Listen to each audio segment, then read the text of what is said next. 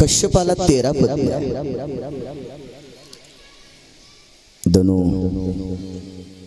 दिती, आदिती, विला, काष्टा, ताम्रा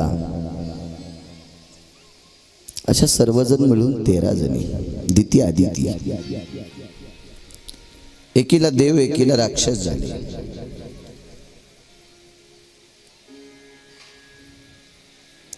हिरण्यक्ष आणि हिरण्यकश्यपू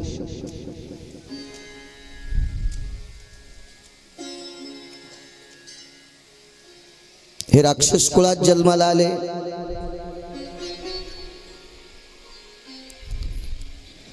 भक्तीचं टोक होतं, ज्ञानाचं टोक होतं, वरदानानं ओतप्रोत भरलेली माणसं होती. काबाड काबाड आध्यात्मिक शक्तीमध्ये महान तपश्चर्या करून वरदान प्राप्त केलेली माणसं होती, जीवाचं रान करून. पण काय होतं माहिती का, खूप काही असं प्राप्त झाल्याच्या नंतर ते चांगल्या ठिकाणी वापरलं तर ते द्विगुणित होत असतं. एका व्यक्तीने बोर घेतला, बोरला पाणी गोड लागलं. अख्ख्या गावातल्या बोरला पाणी खारं होतं, त्या माणसाच्या बोरला पाणी गोड लागलं. बायकांना आनंद वाटला, आमच्या मावल्यांना. का आनंद वाटला माहिती आहे का, खाऱ्या पाण्यामध्ये वरण शिजत नसते. मी काय शिजिलं नाही, पण ऐकतोय.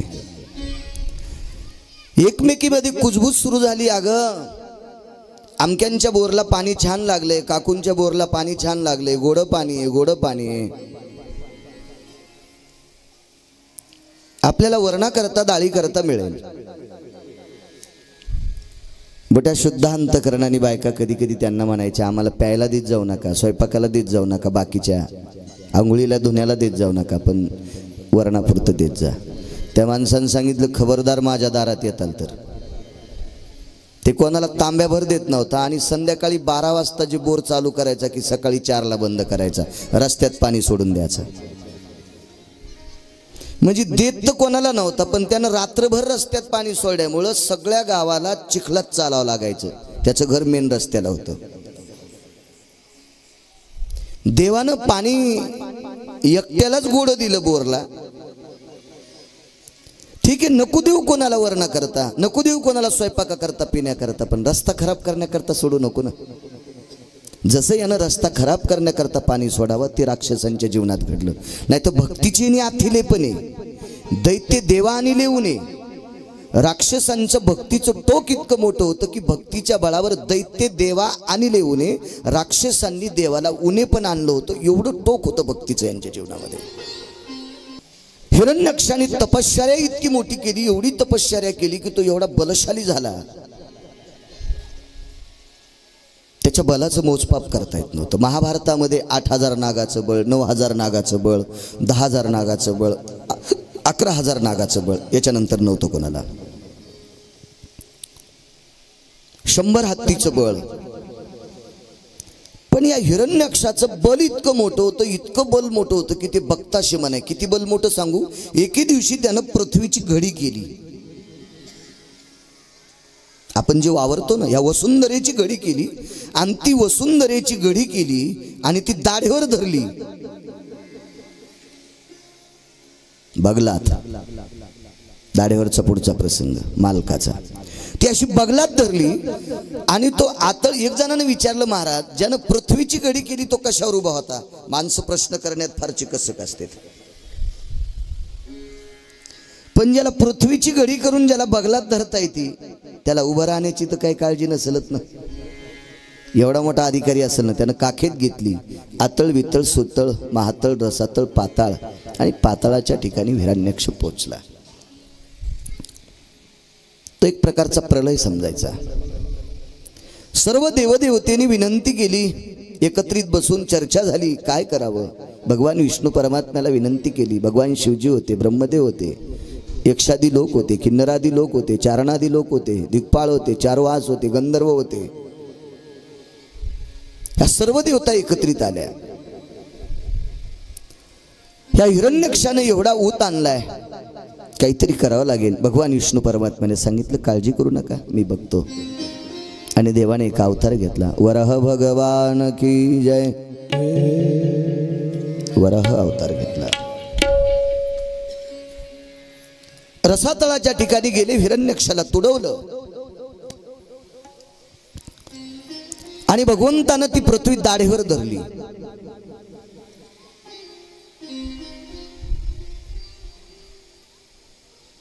आणि त्याचा शेवट करून पुनश्च वरी आले आणि पुन्हा सृष्टी पांगवली. सृष्टीचा संकल्प केला.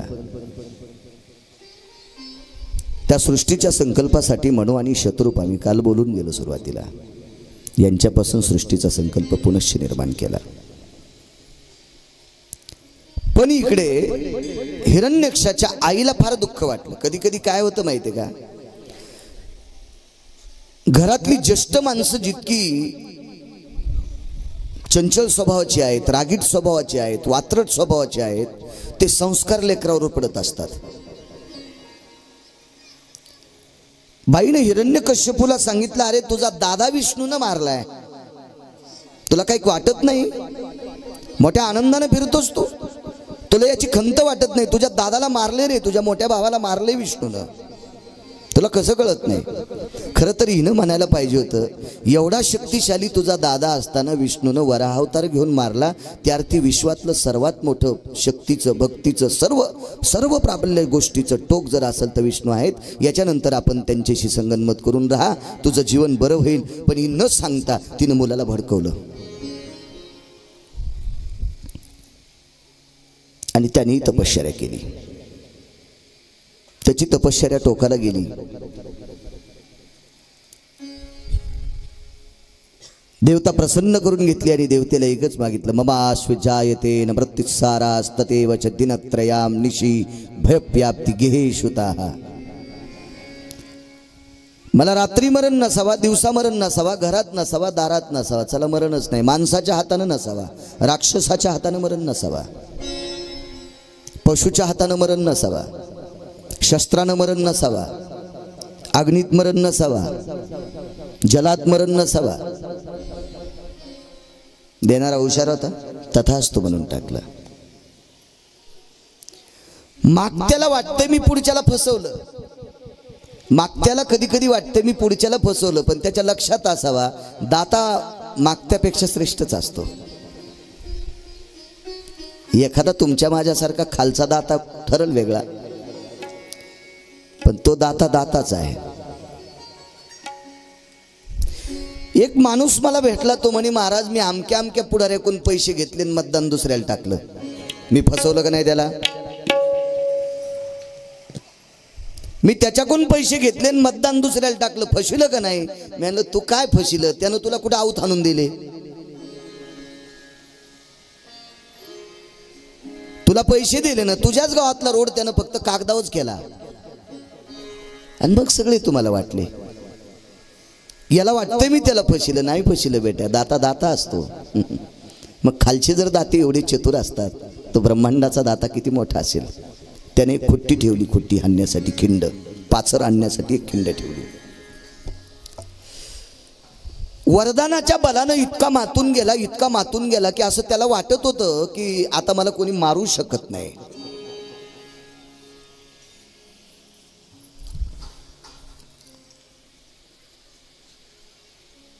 त्याला पत्नी आहे. हिरण्यकश्यपूला एक बहीण आहे, तिचं नाव आहे शुमिका. हिरण्यकश्यपूच्या मेहुण्याचं नाव आहे विप्रचिती. विप्र या शब्दाचा अर्थ ब्राह्मण. आणि ब्राह्मण दिसला की त्याच्या अंतःकरणात सूड यायचं, सूड यायचं. असं त्याला वाटायचं याला कोणीकडनं खाऊ, कोणीकडनं खाऊ असं वाटायचं. त्याचं नाव विप्रचिती. अनुल्लाद सल्लाद लल्लाद ही तीन अपत्य. कयाधू नावाची पत्नी, सात्विक विचाराची स्त्री होती. शक्यतो पुराणात बऱ्याच नालायक माणसांना स्त्रिया चांगल्या भेटल्या आणि आजही नालायकांना स्त्रिया चांगल्या. आता मायबापाचं नाव करण्यासाठी त्या नालायकाचा संसार करतात. आईवडिलांचं नाव करण्यासाठी आपल्या आईवडिलांचं नाव जाऊ नये, सोयऱ्या धायऱ्यात आपली प्रतिष्ठा जाऊ नये, याच्याकरता खूप खूप निर्बुद्ध विचाराच्या माणसाच्या नावानं कुंकू लावून त्याचा संसार शेवटाला नेतात. बऱ्याच या भारतामध्ये मावल्या आहेत. खरं तर त्यांच्या मालकाचा सगळा ताळेजमाचा हिसाब लावला ते एका तिळा इतकं सुद्धा त्याचं गोड जीवन नसतं, तरी पण ह्या त्याच्याशी गोड राहतात. ही भारताची संस्कृती, या देशाची पवित्र स्त्री आहे. कयादू छान होती.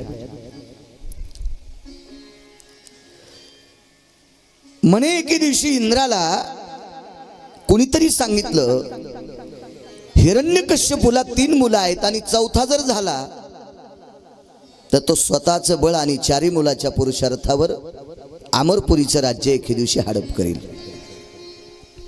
33 कोटी देवाचा राजा, पण गाफिलता किती आहे बघा. माणसं श्रीमंत असले म्हणजे विद्वान असते असं तुम्हाला कोण म्हणते? श्रीमंती ही प्रारब्धाने येत असते. श्रीमंती ही प्रारब्धाने येत असते. सगळेजण उत्तर द्या मनातली मनात, जोरात बोलू नका. आडत दुकानामध्ये हमाल जास्त काम करतो का आडत्या? हमाल. वा, गोड माणसं येतं. चला, संध्याकाळी जास्त पैसे कोण नेते, हमाल का आडत्या? आडत्या. शाबास. ओरिजिनल पदार्थ संध्याकाळी हमाल खातो का आडत्या? आडत्या. बेजार जास्त कोण होते? हमाल. मग इतकी पोती वाहून ट्रकची ट्रक पाठीवर उलटीत आहे. वानराला जशी चट्टे असतात तसे त्याच्या पाठीला चट्टे पडतात, तरी संध्याकाळचा मेळ लागत नाही. का? हे त्याचं प्रारब्ध आहे. तो आरती कधी पोत सुद्धा झटकत नाही, पण त्या पोत्यात ते पैसे भरून नेईल, हे त्याचं नशीब आहे. एक जण म्हणला, महाराज ज्ञानोबाराय तुकोबारायच्या कृपेने मी गाडीत फिरतो. पागल आहेस तू? ज्ञानोबाराय तुकोबारायच्या कृपेने गाडीत फिरतो आणि ते तुला गाडी देत असते तर? अरे, ज्यांना भिंत चालवायची ताकद होती ते ज्ञानोबाराय गाडीत बसले नाही. सुमळ्या तुला गाडी कशी देतील? ज्या तुकोबारायला स्वर्गातनं गरुड न्यायला येतोय ते तुकोबाराय कोण्या गाडीत बसले नाही. त्यांना काही यंत्र तयार करता येत नव्हती. तुला कसे काय देतील? तुझं नशीब आहे म्हणून तू गाडीत बसलास. फक्त आता त्या नशिबाचा फायदा भजन करण्यासाठी घे, तुला एके दिवशी गरुड येईल. माणसं काही बोलतेत. मी संप्रदायात पडल्यामुळं गाडीत आलो. अरे, चोरायला गाड्या आहेत. काल 5 गाड्या गावसाल्या चोरायकडं. तुमच्याच गावाच्या पलीकडे 5 गावसाल्या ना, ते देत नसते. हा, गुंडायला गाड्या आहेत. मग गुंडायला गाड्या ज्ञानोबाराय तुकोबारायने दिल्यात का? प्रारब्ध प्रारब्ध प्रारब्ध. अरे, ते स्वतः अनुरागी जीवन जगले. जीवनभर कोणाच्या वाहनात नाही बसले, कोणाच्या घोड्यावर बसले नाही. प्रारब्ध मोठं असते माणसाचं. प्रारब्ध. भली पैसे असली म्हणजे हुशार असतात असं काय नसते, आणि ज्याच्याकडे पैसे नाहीत ते नालायक असतात असंही डोक्यातलं काढून टाका. फक्त विलाज चलत नसतो. हुशार असतात लोक सगळे. 33 कोटी देवाचा राजा गाफील वागला. चौथा मुलगा होऊ नये म्हणून त्या हिरण्यकश्यपूची कयाधू नावाची पत्नी रात्री झोपेत पळवली. तिच्या पलंगात तलकपाखाली हात घातला आणि आकाश मार्गानं तो पलंग घेऊन जात होते. जाता जाता रस्त्यामध्ये एक महान संन्याशानं पाहिलं, आकाश मार्गाने कोणाचा मुकुट चमकतो आणि एक स्त्री गयावया करू लागली. त्या संन्याशाने आवाज दिला, कोण? कयाधूला नेणाऱ्या इंद्राच्या लक्षात आलं, हा संन्यासी सामान्य नसून देवर्षी नारद आहे. आपण जर नाही थांबलो तर यांना वरी शाप दिला तर पलंग, बाई आणि मी एकाच वेळेला जळून जाऊ. ही जळाली तर काटात निघल, काय हरकत नाही, पण आपण जळता कामा नये. पलंग तर याच्या हातावर आहे. खाली उतरलो. खाली उतरल्याच्या नंतर पाहिलं, इंद्रा कोण आहे? मेवणी आहे का आपली? नाही म्हणे. काय दुसरं लग्न केलंस? नाही म्हणे. काय मावशी पाहुणी वगैरे मुलगी? नाही. कोण आहे? हिरण्यकश्यपूची पत्नी कयाधू. कशा करता घेऊन जातो? बाबाजीला चौथा आपत्य होऊ द्यायचं नाही. तुझ्या हातात आहे. 2.5 मासाचा गर्भ तिच्या पोटात आहे. तिला आपत्य होऊ द्यायचं का न होऊ द्यायचं तुझ्या हातात आहे का? तिला होऊ नये याच्याकरता चोरून नेत होता, पण चौथा आपत्य तिच्या पोटात आहे. इंद्राने विचार केला, आता वरी नेल्यावर काय होईल? नारदान सांगितलं, वरी नेल्यावर ही संतती राक्षसाची, ही अमरपुरीत जन्माला येईल. आणि जन्माला आल्याच्या नंतर इतका कहार होईल की तुला युद्ध करायची गरजच नाही, ते तिथंच तुझ्या मानगुटीवर बसवून तुला ढकलून देईल आणि अमरपुरीचं राज्य ते हाकील. इंद्र म्हणला मी नेत नाही. बाई म्हणली मी परत जात नाही. मी नाही जात परत. का जात नाही? बाई वात्रट नव्हती, बाई विवेकी होती. बाईनं सांगितलं आता मी परत गेल्याच्या नंतर माझे मालक माझी हत्या करतील आणि माझी हत्या झाल्याच्या नंतर मला भीती नाही, पण माझ्या पोटामध्ये 2.5 मासाचा निष्पाप बालक आहे, त्याची हिंसा होऊ नये याच्याकरता हा जन्माला येईपर्यंत नारदा मला सांभाळा. तुम्ही जर नसता अडवलं तर मी अमरपुरीत गेले असते. हे तुम्ही आगावपणा केला. नारदाने विचार केला फुकट कळण शेंडी वळवळ, फुकटच अंगावर इस्तव घेतला आपण. पण ते नारद होते. बाईला सांगितलं बाई काळजी करू नकोस, ह्या पवित्र अरण्यामध्ये एक सुंदरसा आश्रम करू. त्या आश्रमात तुझी प्रसूती होईपर्यंत, डिलिव्हरी होईपर्यंत मी तुला इथं सांभाळतो. कालांतरानं ते बालक आणि तुला मी तुझ्या मालकाकडे नेऊन घालतो. आणि तिला माहित होतं नारदाच्या शब्दावर आपल्या मालकाचा विश्वास आहे. नारदाला कुठल्याही परिस्थितीमध्ये कोण्याही ठिकाणी नारदांचा सन्मान होता. भजन करणाऱ्याचा सन्मानच असतो.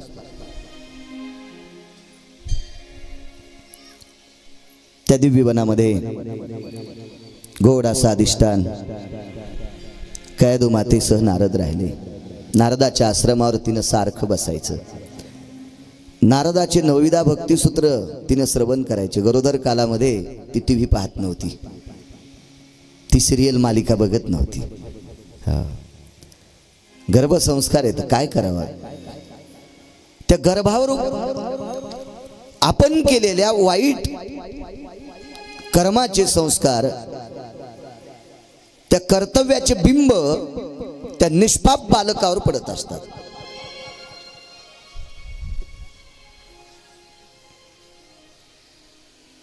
आमच्या मित्राला मुलगा झाला.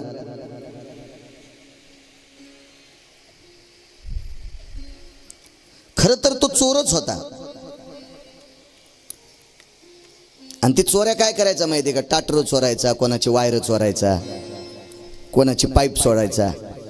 त्याला म्हणलं का रे इतकं चांगलं केलंय तुझं देवानं, आता चोऱ्या सोडून दे. ठीक आहे म्हणे महाराज, काय हरकत नाही, सोडतो. त्याला मुलगा झाला. मुलगा झाल्याच्या नंतर मला फोन आला, महाराज हॉस्पिटलमध्ये माझी बायको आहे, मला मुलगा झालाय. म्हणलं असू दे, छान, धन्यवाद, अभिनंदन. नाही म्हणे महाराज पण पहिला तुम्हाला दाखवायचं. म्हणलं का? तुम्हाला दाखिल्यावर माझ्यासारखं होणार नाही, महाराज होईल. कारण मी आयुष्यभर चोऱ्या केल्यात. निदान मी पाहायच्या अगोदर तुम्ही पाहावा, तुमच्या हातावर द्यायला लावतो, निदान महाराज होईल. मी म्हणलं असं होत नसतंय, संताची आप्त नवती संत. तर मला मी घेतल्यावर तुझं कसं महाराज होईल? माझंच मला कळणं मोठ्यापणी, मला इकतंय का ठुतं इथं. नाही एवढं हसू नका. तसं नाही करणार ते. आमच्यावर घेतलं की खसखस पिकती. हनुमंतराव मी गेलो भेटायला गेल्याच्या नंतर ती पांढऱ्या कपड्यातली एक नर्स, संस्कार कसे असतात लक्षात घ्या. ती पांढऱ्या कपड्यातली जी बाई असते तिला नर्स सिस्टर असं वगैरे काहीतरी म्हणतात. मी तिला नमस्कार केला. बाई बाई म्हणल्यावर तिला राग आला. ती म्हणली मॅडम काऊन म्हणीनत? अगं मी आणलं, मी शिकलेलं नाही ना, मी बाई म्हणतो, मला मॅडम वगैरे काय ना. आता यायला लागले म्हणा, फिरू फिरू, अगोदर येत नव्हतं. ते अमक्या व्यक्तीची, ते म्हणे माणसाचं नाव सांगू नका, बाळातीन बाई झाली ना मग तिचं नाव सांगा. आमच्याकडे यादी असते पेशंटची, अमकी सावित्रा, रूम नंबर 4. त्या बाईनं मला थोडंसं दटवलं, त्या पांढऱ्या कपड्यावाल्यातले. म्हणलं जाऊ दे, आपल्याला काय करायचंय, मला काही हिच्यापाशी ॲडमिट व्हायचं नाही, त्याच्यामुळे काय घेणे, चला. मध्ये गेल्याच्या नंतर त्या पोराला स्नान घालू लागले. त्याचं स्नानगिनं आटपलं आणि मग माझं दिलं. पाहिलं मुलगा सुंदर होता. मी म्हणलं तू सारखाच झाला रे, छान छान छान. बाहेर आल्याच्या नंतर सिस्टरला विचारलं, बाई तू माझ्यावर एवढी काऊन तापली होती? ती म्हणली महाराज तुमचा काय राग नाही बा, मोबाईलमध्ये तुमचंच कीर्तन ऐकते. मग बाई माझं कीर्तन ऐकते, पाया पडून मला 10 रुपये दिले तिनं. पैसे किती असू द्या, शेवटी पैसे येत नव्हते. तिने 10 रुपये दिले पाया पडून आणि म्हणे मी तुमचंच कीर्तन ऐकते महाराज, मला तुमचा राग नाही. म्हणलं मला दटवलंच कशा करता? तुम्ही ज्या बाईचं नाव विचारलं का मला तिचा राग होता म्हणून मी तुमच्यावर काढला. म्हणलं झालं काय? काय नाही, तिची डिलिव्हरी करीत असताना माझी अंगठी हरपली. तिची डिलिव्हरी करीत असताना माझी अंगठी हरपली. मी पुन्हा वापस गेलो, म्हणजे तुझा मुलगा दाखव. त्याचा मुलगा चौकून पाहिला पण अंगठी दिसत नव्हती. लहान लेकराच्या मुठी वळलेल्या असतात. त्याची उजव्या हाताची मुठ उकलल्यावर सिस्टरनीची अंगठी सापडली. त्याला म्हणलं, या बा तू जीवनभर चोरी केलीस ना, हे जन्माला आल्याबरोबर सिस्टरनीची अंगठी चोरीत आहे, तर याला जर मुख्यमंत्री केलं तर हे महाराष्ट्र इकून टाकीन.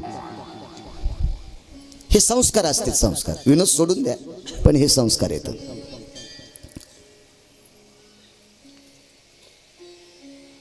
नारदाच्या सानिध्यात नवविधा भक्तीचे सूत्र श्रवण केले कयाधू मातेनं. सात्विक विचाराची माऊली होती ती, वाईट नव्हती बरं. फार दिवस निघून गेले आश्रम झाडायची. ती सुंदरशी पर्णकुटी होती, ती पर्णकुटी साफ करायची. आणि प्रसूत काल जवळ आला. कयाधू मातेचे डोळे भरून आले. वेगाच सांगतो थोडंसं. मुनिवर, माझा प्रसूतीचा काल जवळ आलेला आहे. आता माझ्या बाळांतपणासाठी कोणीतरी एखादी स्त्री असावी.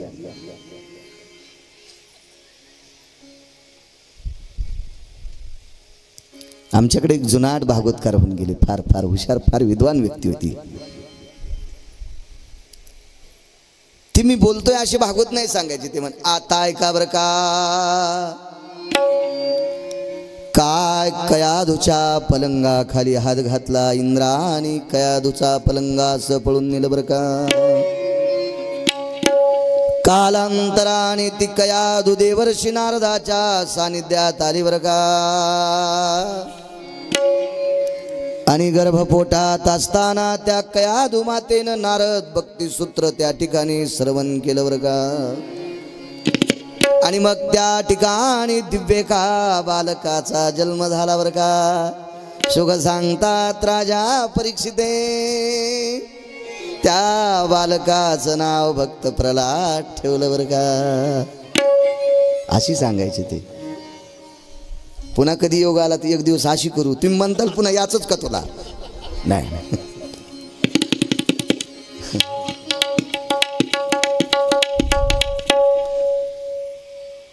एक स्त्री पाहिजे. त्यांचं मला 1.5 घंटा भागवत ऐकायला भेटलं होतं. नारदानं देवयक्ष नावाच्या गंधर्वाची आजी आणली. आता हे भागवतात सापडायचं नाही, आताच नमूद करतोय. नारदाचे मित्र देवयक्ष नावाचा गंधर्व, या गंधर्वाची आजी कयाधूच्या बाळांतपणा करता आणली. माथाडी थोडी चंचल होती, नारदाला वेकेरी बोलायची. नातवाचा मित्र, काय रे नारदा, लग्न केलंस की काय, कोण्या बाईचं बाळांतपण आहे. अगं आजी तसं नाही ग, हिरण्यकश्यपूची पत्नी. अरे त्या राक्षसाची बायको. अगं आजी ती चांगली आहे, तो असू दे ना राक्षस, ती चांगली आहे ना. आणलं खाली, पाहिली ती बाई, सुंदर आहे रे. वा. नारदा, हिचं बाळांतपण करण्यासाठी आता एक खाट लागेल, बाज लागेल. नारदान सांगितलं, कोणी कोण फंद्यात पडो बाबा, मागणं पुढं फुफुटा उडं आपलं जीवन संन्यासीने काय भानगडी लावून घेतल्यात. केली एक बाज तयार.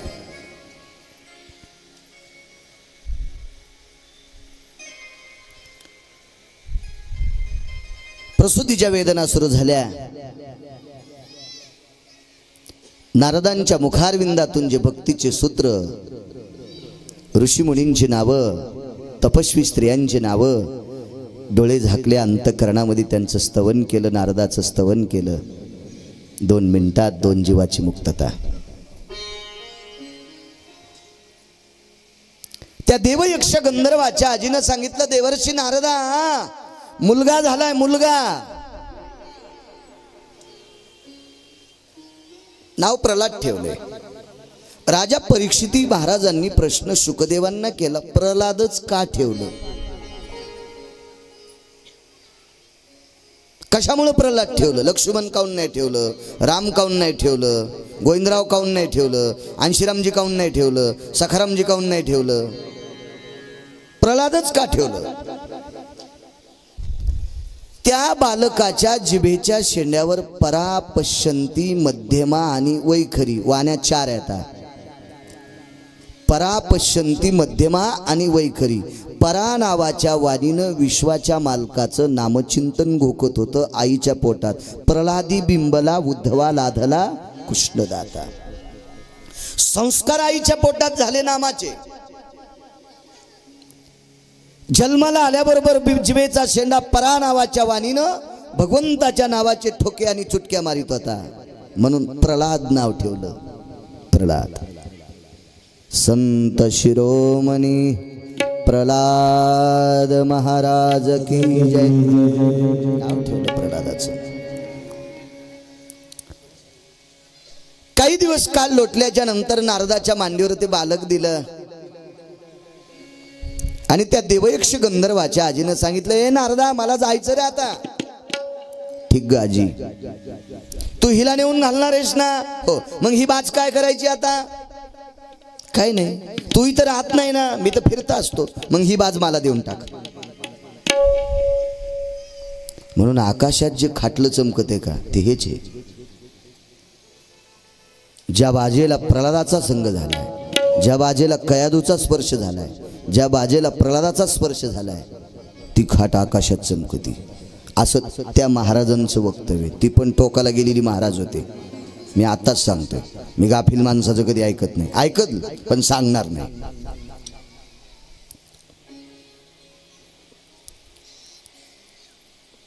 खाली परत आल्याच्या नंतर कयाधूला सांगितलं, माते. नारद माते म्हणायचे. ए माते, तुझ्या मालकाकडे नेऊन घालतो. कयाधूचे डोळे भरून आले. गुरुदेव, एवढ्या आनंदात, एवढ्या पारमार्थिक जीवनामध्ये माझा एवढा काळ गेला.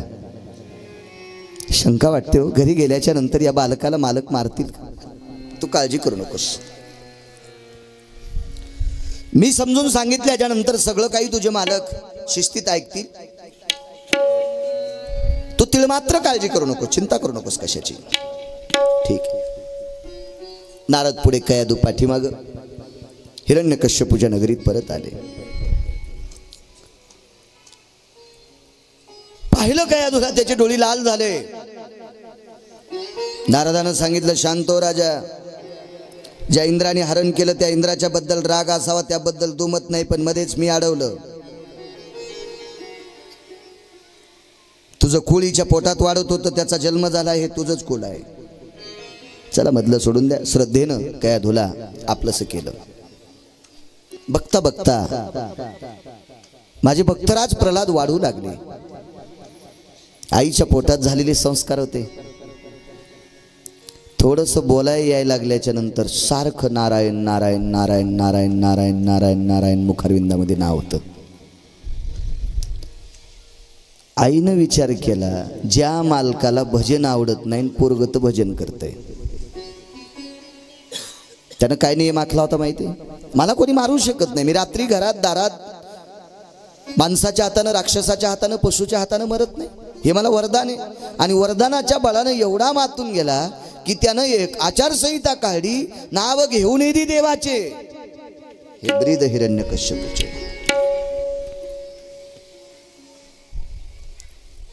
हनुमंतराव ज्यानं भजन केलं त्याला शिक्षा देऊ लागला, तो फासाव देऊ लागला, सोळावर देऊ लागला. मंदिराला किलूप लागले. वेदाचं अध्ययन, शास्त्राचं अध्ययन, पुराणाचं अध्ययन बंद पडलं. जी माणसं देवाला निष्ठेनं मानणारी होती अशी माणसं दारं किल्प लावून आतली आत मत बसून आपल्या थोड्याशा साधना लोकाला कळणार नाहीत अशा करत होते. एके दिवशी हा मुलगा मोठा झाला, भजन करू लागला. हिरण्यकश्यपूनं मीटिंग भरवली. मंत्री, महामंत्री, सुमंत्री त्याच्या राज्यातले बोलवले आणि सांगितलं, एक काम करा, याचं भजन बंद करणं होईल असा एखादा कोणी आहे का? मग षंड आणि अमर्क नावाचे दोन शिक्षक होते, गुरुजी होते. त्यांच्याकडे विद्या अध्ययनाकरता पाठवलं. तिथे पोचल्याच्या नंतर भक्तीचं करंड प्रल्हादाच्या अंतकरणात इतकं टोकाचं होतं, इतकं टोकाचं होतं, याचं भजन बंद झालं नाही. उलट गुरुजी भजन शिकले, उलट गुरुजी भजन शिकले. आणि एके दिवशी तर प्रल्हादाने असा कहर केला, असा कहर केला की दुपारच्या मध्यामध्ये एकटा भजन करीत असताना भजन करता करताच गुरुजीच्या अंगाला हात लावायचं, यांचं भक्तीचं करण त्यांच्याकडे. गुरुजी बी श्रीमन्नारायण नारायण नारायण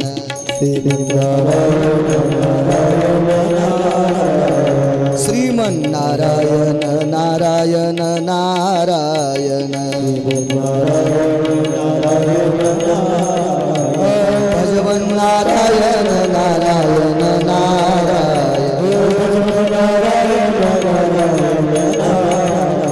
लक्ष्मी नारायण नारायण नारायण लक्ष्मी नारायण नारायण बद्री नारायण नारायण नारायण बद्री नारायण नारायण नारायण माता नारायण नारायण नारायण माता नारायण नारायण नारायण पिता नारायण नारायण नारायण पिता नारायण नारायण नारायण श्रीमन्नारायण नारायण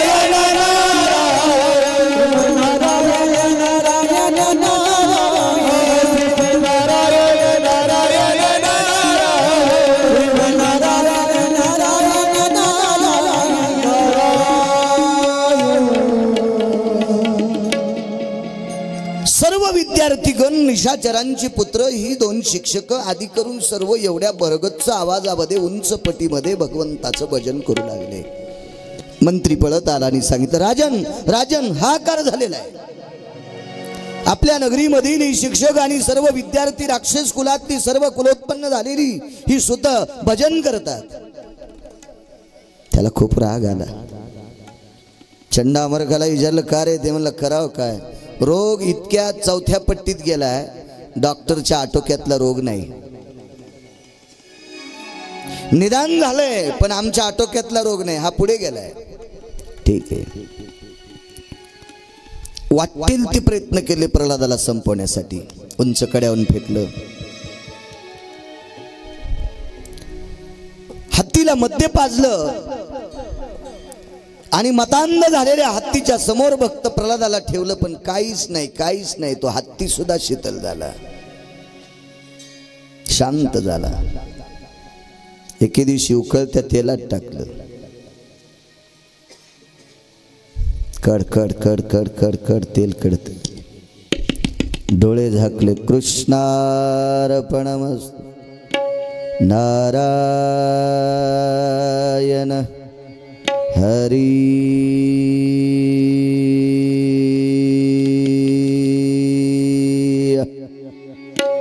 दुःख हरयन्ते हरि, पापक्षालयन्ते हरि, सौख्य वृद्धियन्ते हरि.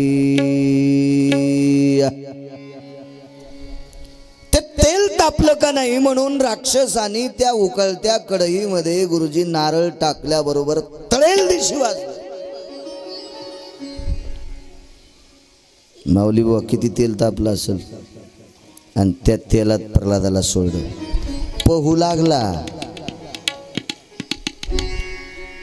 टाकणाऱ्याला म्हणे, अरे इतकं तेल थंड आहे, तुम्ही पण मधात या, या मधात या, तुमचं अंग कडकणार नाही, या या. तैल स्नेह स्नानेषु, स्नेह म्हणजे तेल. हात लावला डोक्याला त्यानं, काय होत. एके दिवशी बहीण आली हिरण्यकश्यपूची. विप्रचिती नावाच्या राक्षसाची पत्नी शुंहिका ती हिरण्यकश्यपूकडे आली आणि बायकोला विचारलं, त्याच्या वहिनी, माझे दादा कस काय खराब झाले हो?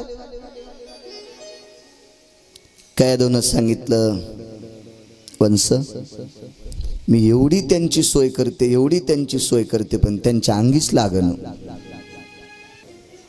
काय हुशार अंतकरणाची, शुद्ध अंतकरणाची बाई होती. तिनं सांगितलं, वंश, माझ्याकडनं तुमच्या दादाला काही त्रास नाही. तिने एके दिवशी भावाला विचारलं, दादा तुला पैशाची अडचण आहे का? मी तिकून भरपूर आणलेत. त्यानं सांगितलं, पैशाचा माझ्याकडे उकिरडा आहे, पर्वता इतके पैसे आहेत माझ्याकडे, मला अडचण नाही धनद्रव्याची. दुःख एका गोष्टीचं, एक पोट्ट माझं ऐकत नाही. कोणतं? त्याचं नाव प्रल्हाद. मग मार ना. ते म्हणला 20 प्रयोग केलेत, 20 एकातही गेलं नाही. तिनं सांगितलं 21वा मी करते, तो कामच होतंय.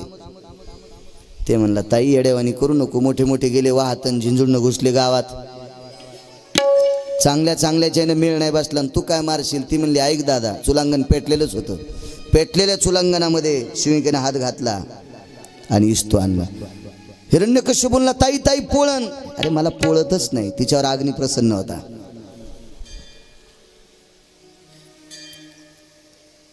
दादा एक काम कर, गावाच्या बाहेर येशी बशी एक चितारच लाकडं जमा कर, त्याच्यावर मी बसेल, ह्या प्रल्हादाला मांडीवर घेईल, तुम्ही पेटून द्या, तुम्ही घरी या. अग्नी मला प्रसन्न आहे, अग्नी मला जाळणार नाही, मी याला आवळून धरते, हे मरेल, मी घरी येईल. विनाशकाले विपरीत बुद्धी. तो दिवस पौर्णिमेचा होता. त्या दिवशी लाकडं जमा केली, एवढी लाकडं जमा केली, एवढी लाकडं जमा केली, गौऱ्या जमा केल्या आणि एक मोठा असं पर्वतासारखं डोंगरासारखं त्याचं एक वळही रचली, मोठा ढीग केला. हिरण्यकश्यपू 2-4 मंत्री महामंत्री सुमंत्री मिळून कयादू आदी करून प्रल्हाद तिथे गेले. शब्द चुकीचा गेला, कयादू शिविका आदी करून तिथे गेले आणि त्या लाकडावर वरती जाऊन ती बसली. वरी बसल्याच्या नंतर प्रल्हादाला जवळ घेतलं. प्रल्हादाची काही मित्र होती, ती अग्नीची उपासना करू लागले. हे अग्नी नारायणा वैशानरो न तथायाम शीतजायते. हे वैशानरा, तुझा हा देदीप्यमान तेजस्वी अग्नी शीतल हो प्रल्हाद करता. कारण मित्रावर फार मोठा परोपकार केलेला होता प्रल्हादाने. चांगली पदार्थ राजपुत्र असल्यामुळे सर्वांना मोठ्या आनंदाने खाऊ घालायचा. संस्कारानं परिपूर्ण केलेली मुलं होती.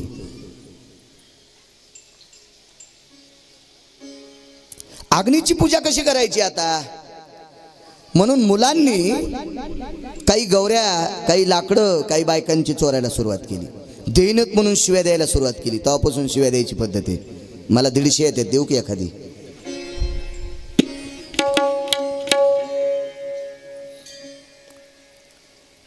आधी अग्नीची उपासना केली. आमच्या प्रल्हादाला सुखरूप ठेव. वा. शिविकेनं प्रल्हादाला मांडीवर घेतल्याच्या नंतर काही दावे असतील, काय असतील, त्यानं त्याला बांधू लागले. त्यानं सांगितलं आत्या तू काळजी करू नको, मला बांधू नको, मीच तुला सोडित नाही, मी तुला पक्क धरतो, मी सोडत नाही तुला, बांधू नकोस, मला बांधू नकोस. पेटून दिलं. भावाला सांगितलं दादा तुझा मुलगा जळताना तुला बघा वाटायचं नाही, तू घरी जाय. विनाशकाले विपरीत बुद्धी. जा तू घरी जा, घरी जा. आणि अग्नीनं पेट घेतला. पेट घेतल्याच्या नंतर हिला अग्नी त्रास द्यायला लागला. अग्नी हिच्यावर प्रसन्न होता, पण कशा करता माहिती? चांगलं काम करण्याकरता का दुसऱ्याची लेकरं जाळण्याकरता? चांगल्या कामाकरता अग्नी प्रसन्न आहे. हिला भाजत नव्हता, हिला पोळत नव्हता, पण दुसऱ्याची लेकरं मारत असेल तर अग्नी हिच्यावर कसा प्रसन्न? आता अग्नी हिच्यावर कोपला आणि हिला शेक लागल्याच्या नंतर ओरडू लागली. प्रल्हादानी तोंड दाबलं. आत्या रडू नको, शांत बस, काऊन आरडतीस? तुझ्या नंतर मरणार आहे मी, तू ताण घेऊ नकोस. जळून राख झाली आत्या, जळून राख. सकाळी हिरण्यकश्यपूने विचार केला चला बहीण रात्रभर तिथंच थांबली, तिला आणायला जाऊ. तेवढ्या अवकाशात हिरण्यकश्यपू तिथे गेला. तोपर्यंत अंगाला राख लावली होती. भक्ताच्या सानिध्यात गेली, याच्याकरता पवित्र झाली. म्हणून आपल्या संस्कृतीमध्ये शिविकेला होलिका म्हणतात आणि देवी स्वरूप झाली. म्हणून जगदंबा म्हणून तिची पूजा आहे त्या अग्नीची. त्या दिवशी भक्ताच्या सानिध्यात मृत्यू आला. असू द्या ना पापी, पण भक्ताच्या सानिध्यात स्पर्शात मृत्यू आला. प्रल्हादाला पाहिलं. प्रल्हाद आत्या, बाबा मी आत्याला म्हणलं तुम्ही मुक्कामाला थांबा, बाबा लातूरून तुम्हाला साडी आणणार आहेत, पण त्या हाल्टिंग गाडीनच गेल्या, त्या थांबल्याच नाही. दुसऱ्याला मारण्यासाठी आली, स्वतः मीर. देव तारी त्याला कोण मारी? ज्याचा सखा हरी विश्वावघेई कृपा करी. ज्याचा सखा जगाचा मालक आहे, त्याच्यावर अख्खं ब्रह्मांड कृपा करत असते. देव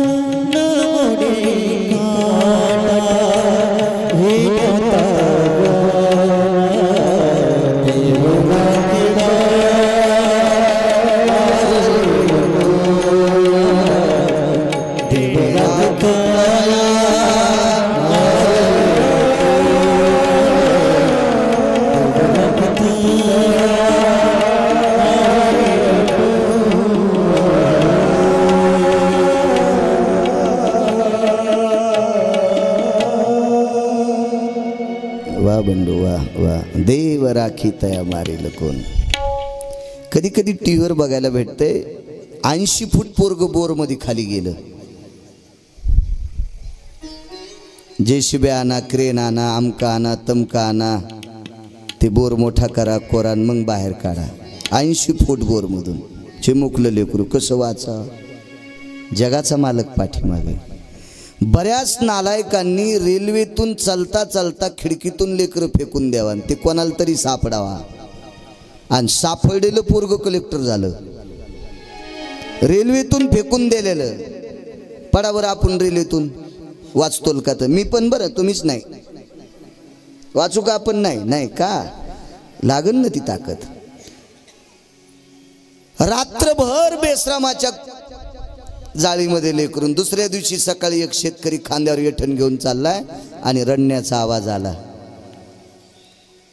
काय झालं असेल? आपण इतकी मोठी असताना स्वेटर, कानाला टोपी, रग, रुमाल, आमक तमक, सॉक्स वगैरे वगैरे किती किती थाट आपला. काय असेल? टाकून दिलेल्या लेकराला स्वेटर घातला असेल का त्या बाईनं? वाचली अशी कितीतरी पेपरवर, टीव्हीवर आपण बघतो बातम्यामध्ये.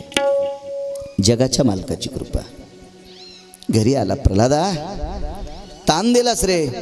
बाबा मी काय ताण दिला तुम्हाला? खूप ताण दिलास. कयादू याला विष पाज. विषामध्ये सर्वात भयानक विष आहे, त्या विषाचं नाव आहे हलाल नावाचं विष. हे समुद्र मंथनातून निघलं होतं.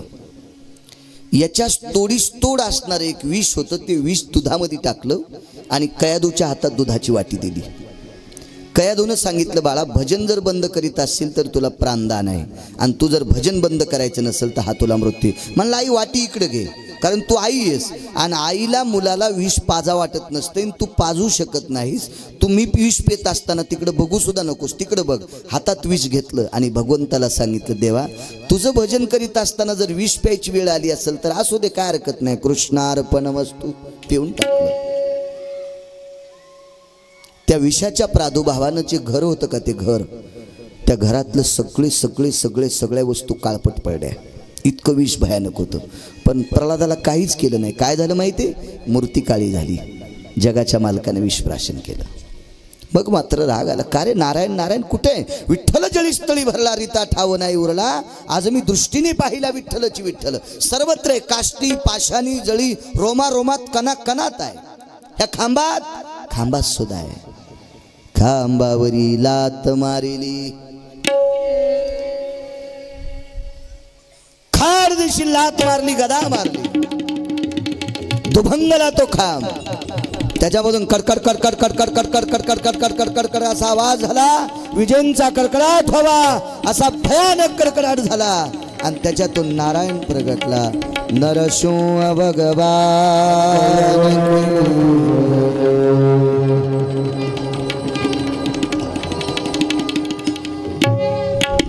भगवान नरसिंहाचं प्राकट्य झालं.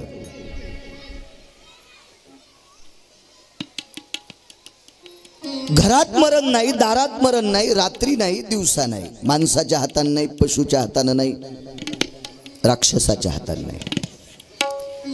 विश्वाच्या मालकानं नरसिंह अवतार घेतला. डोकं सिंहाचं, केशरी राम आननस्फुटेषु, केशरी म्हणजे सिंह, डोकं सिंहाचं. पारणीर ऋषाभवा, पारणी म्हणजे हात, ऋष म्हणजे अस्वल, अस्वलाचे हात.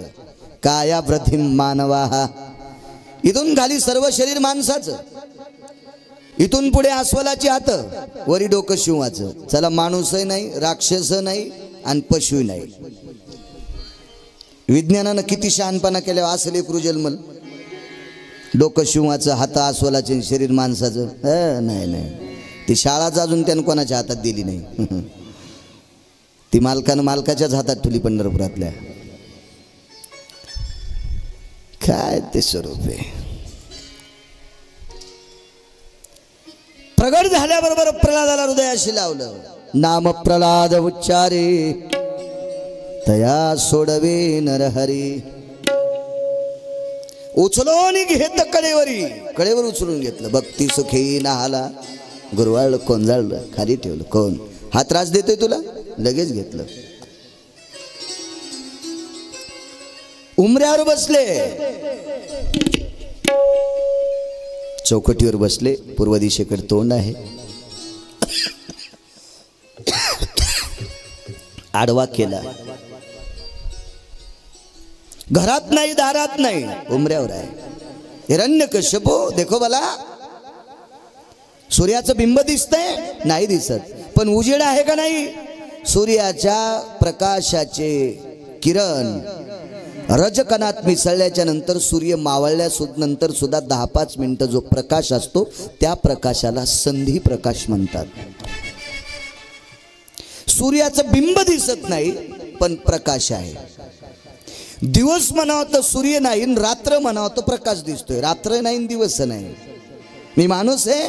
नाही. मी पशु आहे? नाही. मी राक्षस आहे? मी नाही. यदि सजीवा नाही वस्ती मृत्यूस्थितः, सजीवानही मृत्यू नाही, निर्जीवानही मृत्यू नाही. माणसाची नख सजीव आहेत का निर्जीव? नख जर सजीव आहेत तर मग कापताना का दुखत नाहीत? आपण कापतो का नाही मोठी झाल्यावर? सजीव आहेत तर कापताना का दुखत नाहीत? आणि निर्जीव आहेत तर मग वाढतात का? निर्जीव वाढते का? नाही वाढत. मग हे सजीवाच्याही तत्वात येत नाही आणि निर्जीवाच्याही तत्वात येत नाही. हे निर्माण करण्याचं डोकं, ही बुद्धी ती मालकाच्या हातात आहे. त्यांना अशा काही काही गोष्टी येतात त्या कोण्याच नालायकाच्या हातात दिल्या नाही. किती कोटी रुपये दिल्यावर पोरग होते? किती अब्ज रुपये खर्चिल्यावर पोरगी होईल? किती अब्ज रुपये खर्चिल्यावर मेलेलं उठून बसल? किती अब्ज खर्चिल्यावर पाऊस पडल? किती अब्ज खर्चिल्यावर आता 2 मिनिटात ऊन जाईन आणि शिराळ येईल? नाही. जन्म, मरण आणि निसर्ग ह्या 3 गोष्टी त्यानं त्याच्याच हातात ठेवल्यात. अजून शहाणपणा करणाऱ्या विज्ञानाच्या हातात दिलेल्या नाहीत. ज्या दिवशी येतील त्या दिवशी भागवत, टाळ, पक्वाद हे करायची गरजच पडणार नाही ना. जय देव जय देव जय विज्ञान साहेब. विज्ञानाला वाईट नाही म्हणणार, पण हे नाही अजून ताब्यात.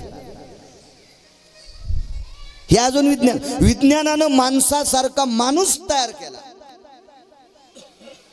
विदेशातले लोक फार टोकाला गेले. जशाला तसा माणूस, याचा डोळा, त्याचा कान, याचा हात, त्याचं बोट, त्याचे नख, त्याची छाती, याचं कातडं, त्याचे फासुळ्या, त्याचे हाडं, त्याचे मणके, त्याचे पाय, त्याचे वगैरे वगैरे सगळं करून जशा तशी जोडाजोडी केली. पण त्याला मधात दिवात लावता नाही आला. कुंटलानं तेल आहे, 9-10 क्विंटल कापूस आहे, कलई सारखी वाटी आहे, पण काळी पेटायला डबडच नाही. ते लावायला दगड. प्राण नाही ना, काय करतात ते प्रेतात रूपांतर आहे ना. काही काही लोकांना प्राण कसा जातो म्हणून धरायचा प्रयत्न केला. जिवंत माणूस काचाच्या पेटीत पॅक बंद, पेटी फुटली नाही, तिला तडा गेला नाही, आवाज झाला नाही, आणि मधला कसा मेलाय भवतालचाल कळाला नाही. डॉक्टर मेल्यावर सांगते आता घेऊन जा. डॉक्टर म्हणते का बघा बघा बघा तो एम आलाय, तो रेड्यावर बसलेला आहे, त्याच्याजवळ फासा आहे, त्यानं टाकला बघा तुमच्या वडिलाच्या अंगावर, या बा फाशामध्ये प्राण अडकला बघा, कसा चाललाय फासा, असा सांगतो डॉक्टर. त्यानं तपासल्यावर सांगते सलाईन बंद झालंय, घरी न्या. नाही सांगतायत. आणि डॉक्टरला जर यम दिसले असते तर मग डॉक्टर मरताना आरडले असते ना, आले रे आले आले मला न्यायला आले. नाही ते दिसत नाही कोणाला, ते दिसूच देत नाही. ते इतकं हुशार, फक्त गयावया देईल. सर्व इंद्रियाला कुडपडे, स्मृती ब्रह्मा माझी बुडी, मन होय वेडे कोंडे प्राण. ही अवस्था होतील पण कळत नाही, कळत नाही, कळत नाही. नेणो काय झाला केधवा, झाकून ठेवलेल्या मडक्यात गाडग्यात दिवा लावलाय. ते कवा शिजलाय पत्ताच नाही. ते पोळ्याच्या दिवशी करीत असते ते प्रकार. फार मोठी ताकद मालकाची प्रगट झाला. घेतलं मांडीवर, नखानी असं पोट विदारून टाकलं. गोपाल कृष्ण भगवान की, लक्ष्मी नरसिंह भगवान की. केला त्याचा शेवट. ज्या वेळेला हिरण्यकश्यपूचा शेवट झाला त्यावेळेला भक्त प्रल्हादाला एक प्रश्न केला, प्रल्हादा तुला काय पाहिजे? काही नको देवा. देवा माझं कुळ जरी राक्षसाचं असेल परमेश्वरा, माझं कुळ जरी निशाचराचं असेल परमेश्वरा, पण राक्षसाच्या कुळात तुझं भजन करणारा जन्माला आलाय, हे कुळ सुद्धा पवित्र आहे रे देवा. म्हणून या कुळाला पवित्र करण्यासाठी मला काहीतरी देऊन टाक. ब्रह्मांडाच्या मालकानं वरदान दिलं, काही ताण घेऊ नकोस. हिरण्यकश्यपूचा पुत्र कोण?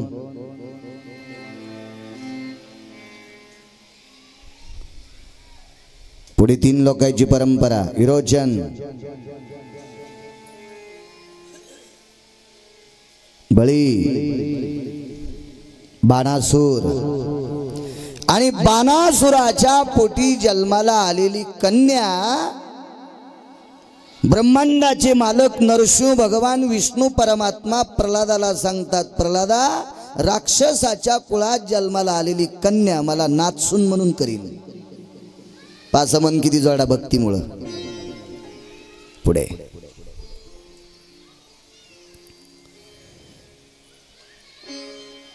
येतो प्रल्हादा. या भगवंताच्या नखाचा 10 होऊ लागलेला आहे.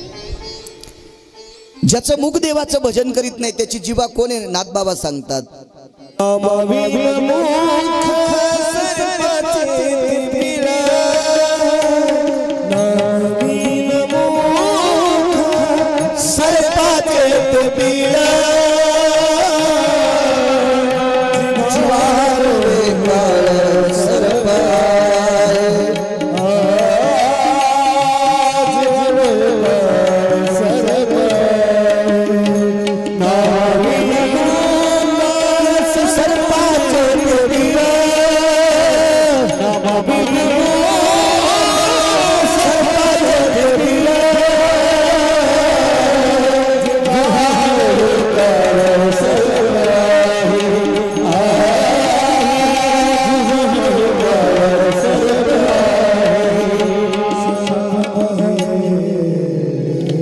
मुख देवाचं भजन करीत नाही त्याची जीभ नसून ती सर्पिन आहे. मग जीभ सर्पिन आहे त्यावर ती शरीर विषारी आहे की नाही? यानं स्वतः भजन केलं नाही, दुसऱ्याला करू दिलं नाही, इतका पापी. याचं शरीर पूर्ण पापमय. ब्रह्मांडाच्या मालकाने नखानं त्याचं पोट विदारल्याच्या नंतर त्याचं अशुद्ध अशुद्ध अशुद्ध म्हणजे रक्त आणि अशुद्ध म्हणजे अशुद्धच. जीवनभर भक्तीचं साम्राज्य ज्याच्या जवळ नाही पापाचं साम्राज्य ज्याच्या भोवताल वाढले, असं शरीर इतकं विषारी बनलं की ते रक्त लागल्याबरोबर देवाचा दाह होऊ लागला. दाह करावं काय. म्हणून भगवान परमात्म्याने अशी नखी झटकल्याच्या नंतर त्याच्यावरचं काही अशुद्ध म्हणजे रक्त हिवराच्या झाडावर पडलं. म्हणून सज्जने वाळिली, हिवराची दाट सावली असेल तरी सज्जनांनी वाळली. हिवराचा निषेध केला. त्याचं कारण सांगतो. भगवान प्रभू रामचंद्र वनवासाला जात असताना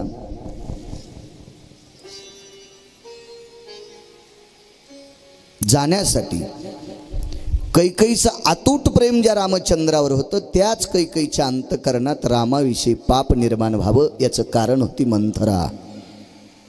ही पुष्पाण्यासाठी गेली. त्यावेळेला विकल्प अमानुषत्वा तत्वदेवा हा विकल्पेषु भयस्थितू म्हणून त्या वृक्षावर आरूढ होता. तिथं बसल्याच्या नंतर मंथरेच्या अंगात संचार केला. घरी गेल्याच्या नंतर कैकेयीला कवटाळलं, काय दुसऱ्याच्या लेकरासाठी तू महाल सजवायला लागलीस. तिच्या अंगात विकल्प गेल्याच्या नंतर मग मात्र वरदान मागितले आणि राम वनवासाला जावा हे ठरलं. हिवराच्या झाडामुळं. एका व्यक्तीने विचारलं, असं का घडलं. आदा कदा जर प्रभू रामचंद्र वनवासाला गेले नसते, काही जे पदच्युत लोक होते, कोणी वृक्षाच्या योनीत होतं, कोणी वेलीच्या योनीत होतं, कोणी झाडाझुडपाच्या योनीत होतं, या लोकाच्या वनवासाच्या निमित्तानं जगाच्या मालकानं जावं, निशाचर अमात्य कर्म करणारा राजा रावण हा मारावा, हे अत्यंत गरजेचं होतं. या गोष्टी झाल्या नसत्या. राम वनवासाला जाणं अत्यंत गरजेचं होतं. चला त्या हिवरापासनं ती गोष्टी. दुसरी गोष्ट सांगतो. आणि हा विकल्प बसण्यासाठी जागा अशुद्ध लागत असते, त्याच्यासाठी झाड अशुद्ध हिवराचं होतं. सर्व देवतेने विकल्पाला सांगितलं, तुला बसण्यासाठी हिवर अत्यंत प्रिय आहे, तू त्याच्यावर बस. देवतेनं का सांगावा, कारण 33 कोटी देवता राजा रावणाच्या बंदीत होत्या. जोपर्यंत राम वनवासाला जाऊन रावण मारू शकत नव्हता, तोपर्यंत 33 कोटी देवतेची मुक्तता होत नव्हती. म्हणून रामही वनवासाला जाणं अत्यंत गरजेचं होतं. भगवंतानं दुसरा प्रयोग औदुंबर वृक्षाच्या पानावर केला.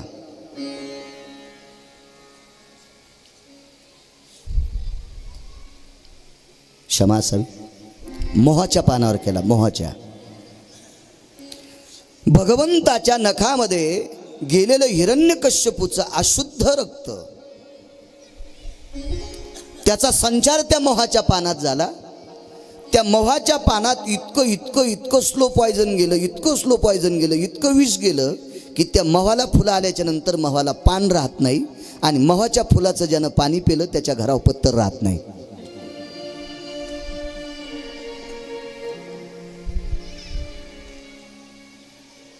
ते मोह. चला, तिसरा प्रयोग औदुंबर वृक्षाच्या पानावर केला. त्या दिवशी भगवंताचा दाह शांत झाला. औदुंबराने विचारलं, हे विष आमच्यात टाकून तुमचा दाह शांत झाला, याच्या बदल्यात आम्हाला देता काय. तर भगवंतानं सांगितलं, त्रिदेवाचा अधिष्ठान तुझ्यात राहील, ब्रह्म विष्णू महेश तुझ्यात राहतील, कायमस्वरूपी दत्तात्रयाचा अधिष्ठान तुझ्यात राहील. हे भगवान नरसिंह भगवंतांनी औदुंबराला वरदान दिलं. दुसरी गोष्ट सांगतो. ज्योतिष्य शास्त्रामध्ये ज्याला 4था, 8वा आणि 12वा गुरु आहे, त्याचे कामं अनिष्ट होत असतात. 4था, 8वा, 12वा गुरु ज्यांनी गुरुवारी औदुंबराला खडीसाखर ठेवायची आणि 11 प्रदक्षिणा करायच्या. दिगंबरा दिगंबरा श्रीपाद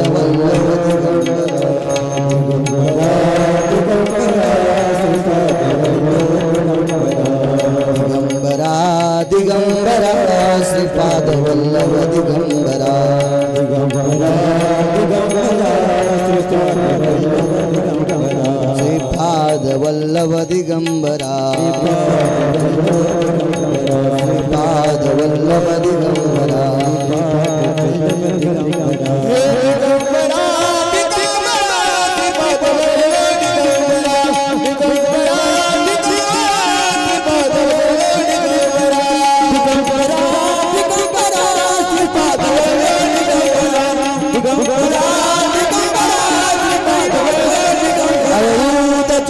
श्री गुरुदेव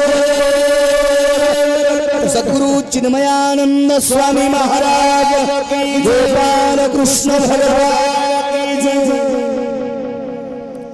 ते वास्तव्य त्याला दिलं. एक. दुसरी गोष्ट, तुझ्या खाली कोणी जो स्नान संध्या नित्यकर्म करून येईल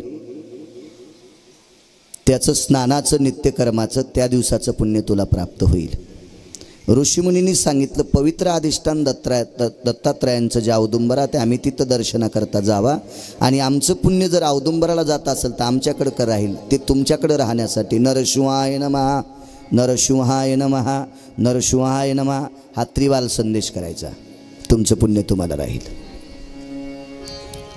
मोहाच्या वृक्षाने क्षमा याचना केली, हे नरसिंह भगवान तुमच्याकडे हिरण्यकश्यपूचं प्राप्त झालेल्या विषाचा प्रादुर्भाव तुम्ही आमच्यात सोडला आणि तुम्ही मुक्त झालात, याच्या बदल्यात मला काय?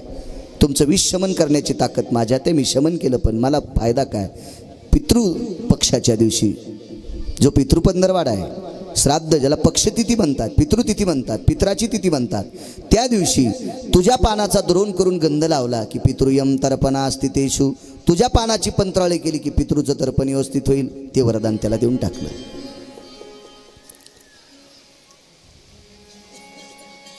हा भक्त प्रल्हादाचा अवतार कोड. इति श्रीमन महाभागवते पुराणे भक्त प्रल्हादो सप्तमस्कंधो अध्याय चरित्रायां हरये नमः.